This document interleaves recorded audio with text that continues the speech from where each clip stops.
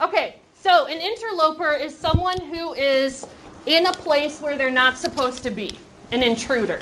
So in the story, who is the interloper? George.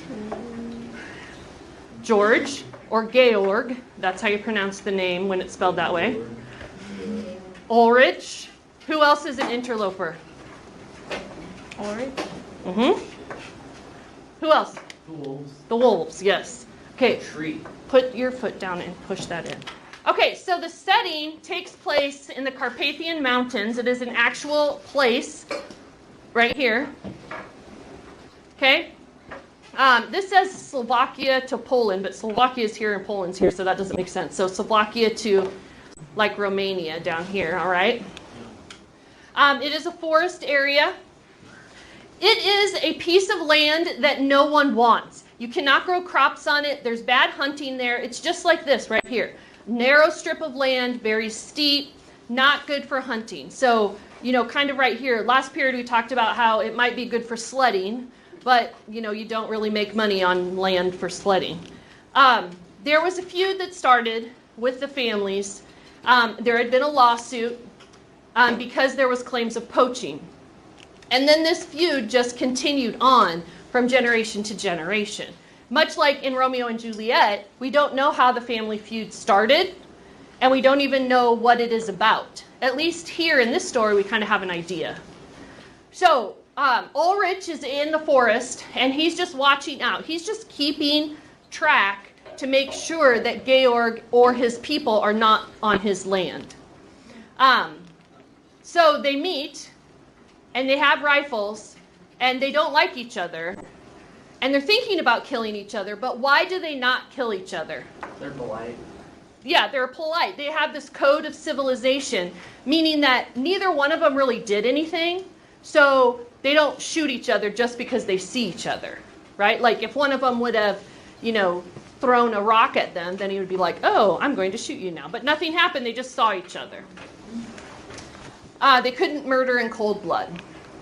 So then a tragedy happens. A falling beech tree thundered down on them. Ulrich, one arm was numb. His arm was in the branches. Both legs were pinned down, and he had slashed skin on his face. He was nearly blinded. Georg, on the other hand, was alive. He was struggling. He was pinned down. Okay? I thought it was the other way around. Yes. What? Because wasn't Ulrich the one that wanted to give him wine? I don't think so, but I can look it up. So then, I think I'm right. yeah, we are all thinking the exact same thing. So Georg said, this is justice for you, Ulrich, for doing this to me. You were caught on my land. And Ulrich says, this is my land. You shouldn't be here. So Georg says, my men will find me first. They will roll the tree over on you. I will send sympathy to your family. And Ulrich is like, well, my men will be here in 10 minutes, and I will not send sympathy to your family. Do you think that their men were actually on their way? No. Why would they say that?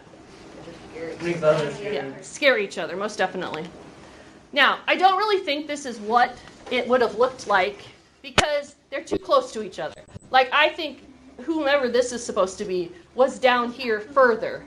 And they wouldn't have been touching because they would have handed the flask right to him, right? So I think this picture is a little inaccurate. We've had the slapping contest. Right.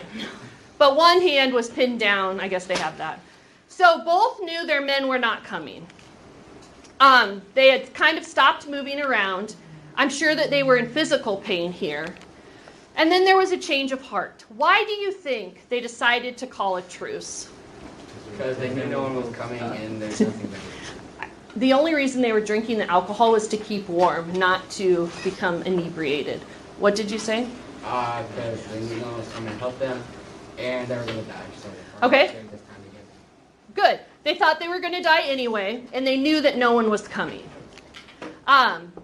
Ulrich had his flask. He tried to share it. Georg didn't want it. And then they said there are better things in life than getting the better of a boundary dispute. Exactly, so I am right. What do you write about? I said Ulrich had the wine, I want to give it to him. And the last, a few slides before, it was the other way around. It said nothing about the flask on the other slide. Uh-huh. Yo. No. Not that one.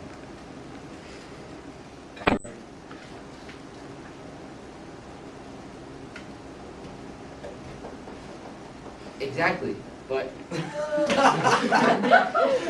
I'm taping this so that I can play it over and over again just to prove to you that you were wrong. Not cause George, he couldn't see because he offered him it. That's true. So there's no splashes on his face. It's on George's face. Okay, I will double check. I think you're wrong. I'm definitely. I'm definitely right. Yes, past experiences would tell us that. Okay, Ooh. it's okay. So, they decided that wouldn't it be fun, people would be amazed if we walked through town and we were getting along. And they decided that they would make peace. Ulrich van Gradwitz, I will be your friend. So then they hear rustling around in the forest, and both men call for help because they see and hear something. But instead of men coming, it was what? Wolves. Wolves. You know that's very not true. Why? Because wolves haven't attacked a person like. Are you quoting this fact? Do you have your source? Yes. What is it? A website. I looked it up. A random website? No, it wasn't. Wikipedia. Wikipedia. Tristan. In fact, you were right, because, I was right. no, George was the one who was actually alive and struggling.